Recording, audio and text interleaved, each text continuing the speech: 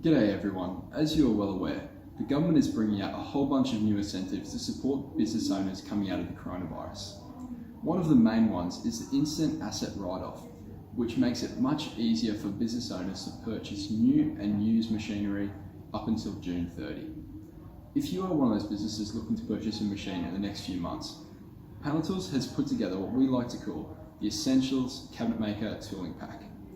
What's in this? We'll basically take a bare bones machine with no tool holders, no tools, and allow you to everything up until machining up to 25mm chipboard, MDF and plywood, as well as thicker 42mm board, do grooving in various different sizes, drilling your dowel holes in various different sizes, obviously your tool holders, chucks and collets. It also includes surface planers to ensure that your sacrificial board is smooth and suction is optimized. It also includes a 90-degree miter bit.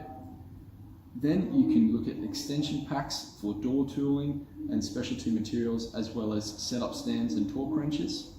We've outlined all of this in a PDF, which you can download by entering your details into the capture form beside this video. That spells out all of the specifications of the tools, what's included, and how much it all costs, and how you can save by bundling it together in a tooling pack.